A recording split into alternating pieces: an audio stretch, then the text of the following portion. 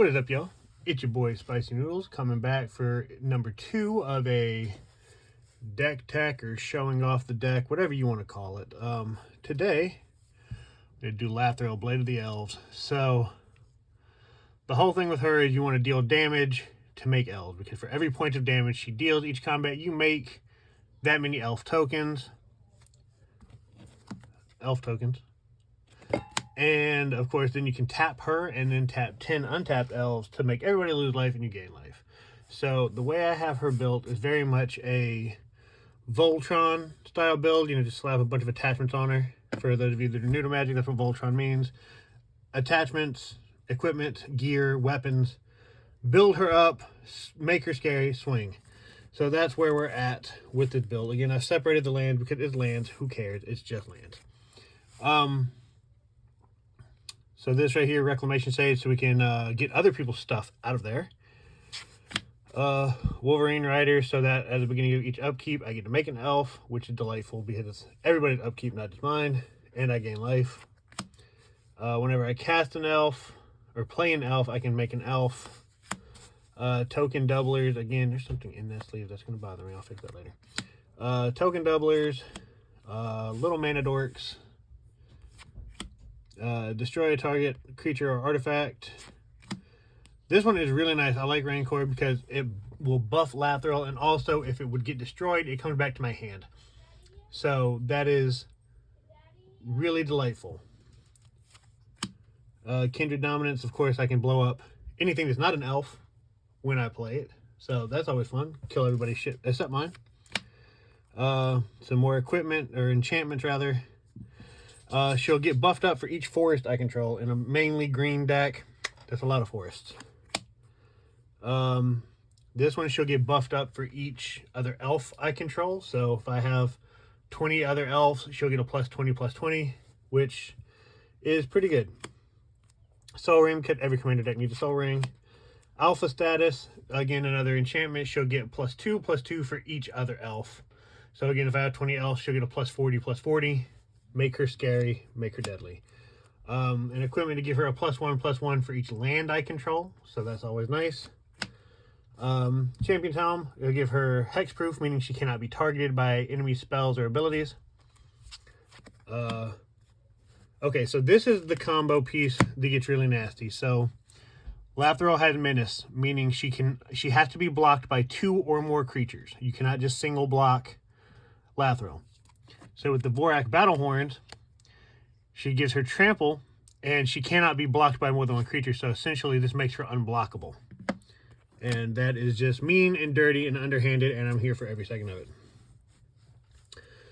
Reese the Exiled, when he attacks, I gain a life for each elf I control, and in this deck, I'm going to have a lot of elves. Ruthless Winnower, so at the beginning of each player's upkeep, that player sacrifices a non-elf. I don't have to sacrifice anything. I'm only going to have elves. Unnatural Growth. So at the beginning of each combat, I'm going to double the power and toughness of each creature I control until end of turn, making her a very scary attacker or a very scary blocker. Eladamri, Lord of the Leaves. So I didn't really think this through when I put it in here, and all of these stuff I'm trying to enchant Lathril with and equip to her. This will give all my other elves Shroud, meaning they cannot be targeted by anything, including my stuff. So this is good for later in the game once I have Lathril buffed up enough, because it also gives her Forest Walk. So again, just like Chatterfang in the last video, if you control a forest, you cannot block my creatures at that point with Forest Walk. Haunted Cloak, just more stuff to give her Vigilance, meaning she would not tap any attack when she attacks. Haste and Trample. Poison Tip Archer, you probably saw him in my Chatterfang deck, because again, this is technically a token deck, and whenever my tokens would die, everybody's going to lose life. Tyvar the Pummeler. So, tap another untapped creature you control, and Tyvar the Pummeler gains indestructible until end of turn. Tap him. Great. We don't care about that. We care about the second ability. Pay 3 and 2 green. Creature that I control get +X until end of turn, where X is the greatest power among creatures I control. So you want to have Lathril on the field, have her bumped up to like a 20/20, then do this ability, then all your little elves you've created along the way are now +20/+20s until end of turn, meaning you have a hell of a field to swing at somebody with. Land of War Elves, another mana dork. Strong back. So, words. Equip abilities from equipment that target the enchanted creature cost me 3 less. So, if you notice, for those new here, all of these have an equip cost once you play it. So I'd have to pay a mana to equip to Lathril, but in the case of Haunted Cloak, it only costs 1 to equip. Strong back would make it cost 3 less to equip it, so equip for free. Doubling Season, another token doubler. Parallel Lives, another token doubler. Galadrin Brigade, it has Squad, so the regular mana cost is 2 and a green. So with Squad, I can pay an additional 1 and a green as many times as I want to make that many copies of it, and they will bump up all my other elves by 1 for each Galadrin Brigade I have. Crown of Skimfar, another enchantment, so she'll get 1/1 for each elf I control and reach, meaning she can block flyers. This guy buffs elves and taps for 3 mana. This guy is really nice out of the new set. Elves I control have, whenever this creature becomes tapped during my turn, untap it and put a 1/1 counter on it. So that would allow me to attack with Lathril, then untap her, and then do her tap ability to tap 10 elves, and then all those other elves would untap as well. So then I'd have a blocker, and I could still do her ability. Excalibur is a nice game-ending equipment. Costs X less to cast, where X is the total mana value of historic permanents you control. So artifacts are historic permanents. So if I have a bunch of artifacts and equipment attached to Lathril, this will cost way less, and then it gives her +10 and vigilance. So it's a nice way to end the game. Coat of Arms, it'll buff all my elves for each elf I have. More equipment to give her first strike, trample, and haste. Tutor cards to go searching for things. Horned Helm to give her +1 and trample, which the +1 not so much worried about, but the trample is the big deal there, because I want to be able to go over and deal damage to make the elves. Go over any blockers, rather. Cover of Darkness, so this enchantment would give all my elves fear, meaning they can only be blocked by black creatures or artifact creatures.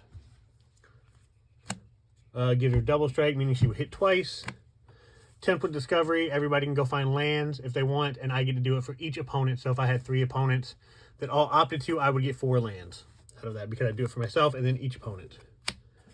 Another elf buffer, rather. Morrowind is disgusting in the sense of I put a 1/1 counter on her for each elf that entered the battlefield, and then it taps her for an amount of green mana equal to her power. So if I'm making a shit ton of elves, she taps for a shit ton of mana. Another equipment. So whenever I would swing with Lathril with this equipped, say she was up to a 10/10, whenever I swing, it would automatically deal 10 damage to that player that I was attacking. Heroic Intervention, yes, it's a proxy, whatever, get over it.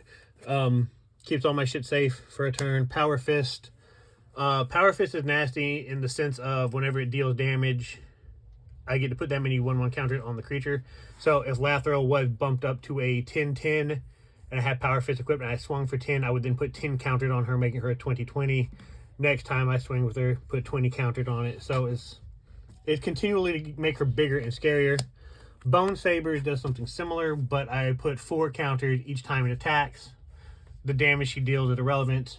Even if she gets blocked, I still put the counters on her, because it's not when it deals damage, when she attacks. Numa I can pay mana and bump up elves by that much, put that pay XX to put X 1/1 counters on any number of target elves. So for XX, if you wanted to put 10 counters on Lathril, I would have to tap 20 mana, essentially. But still worth it if you have a bunch of lands. Or something like Morrowind that you can add a shit ton of mana for very little effort. Skimfar Shadow Sage, a good way to just deal some damage. Because when he enters, each opponent will lose X life, where X is the greatest number of creatures I control that have a creature type in common. So again, all of my stuff would be elves. So if I had 20 elves, everybody would lose 20 life, except me. Each opponent would lose 20 life. Or I can gain that much life, depending on the situation. Essence Warden, whenever another creature comes into play, I gain a life. So again, I'm making a bunch of elves, gaining a bunch of lives. Galadrim Ambush from Lord of the Rings. I create X 1/1 green elves, where X is the target number of attacking creatures, and then prevent any damage, combat damage done by non-elves. So, again, if you were playing against a deck that made a bunch of goblins, and you swung 50 goblins at me, I could play this in response to your attack. I would make 50 elves, and then it would stop any damage by non-elves. Another elf buffer and life gainer. Could I gain life for each elf I control when she attacks? Nadia's Nightblade. She'll deal damage whenever one of my token elves dies. Brotherhood Regalia makes it where she has Ward 2, meaning anything you would target her with has to pay an extra 2 mana. So if you tried to Path to Exile her, instead of 1 white, it would cost 2 and a white to target her. And then it makes it where she can't be blocked, which that's definitely what we want. Cloak of the Bat gives her flying and haste. I mean, what's scarier than a massive flying elf? Elderfang Venom gives my attacking elves Death Touch. So if I swung at you with my elves and you blocked, all the creatures you blocked with would die, regardless of the power and toughness. Swiftfoot Boots, another commander staple, gives her Hexproof and haste, so she can't be targeted and she can attack the same turn she entered if I equip this to her. Another token doubler, put a 1/1 green elf warrior into play for each elf I control. Mana Dorks. Elf buffer. Tap it and a target creature gets plus X until end of turn, where X is the number of elves in play. A Mana Dork. Makes elves for each elf I control, so it's another token doubler. Big Mana Dork. I can tap it at X mana of one color to my mana pool, where X is the number of elves in play. A regenerate creature spell. Another equipment. So this one's cool. When I equip this to Lathril, she gets a +2/+0. And when she deals damage, I get to make a copy of this axe. So essentially, I can have a shit ton of axes on her. And they'll keep doubling. So, Arboreal Alliance is the only spell that would allow me to have something that's not an elf in play in this deck. When I play this, you tap X, which can be any number you want, and 2 green. And then you create a XX green tree folk. So if I tapped, 10 mana and 2 green, I'd make a 10/10 tree. Then whenever I attack with one or more elves, I populate. So I can make a copy of these trees. So I would attack with my elves and have trees for blockers. Then Hammer of Nizan, another equipment to just make her indestructible. And when this is equipped, all equipment I play can auto-attach to her without having to pay the equip cost. So that's how this deck is set up. And, I mean, we can burn through the land real quick. They're just lands. Yavimaya makes everything a forest. So when I have the other guy to give him Forest Walk, that's where that comes into play. A Gaia's, because I'm going to have a shit ton of elves, shit ton of mana, why not? And a cooler command tower. So yep, there is the Lathril Blade of the Elves Voltron style deck. I will continue these as long as you guys want to keep seeing them, because I do have a bunch of decks and I don't mind showing them off. So again, this is going to YouTube and TikTok, because I have a feeling TikTok's not making it through the week. So if you're watching this on TikTok, follow me on YouTube, same name, your boy Spicy Noodles.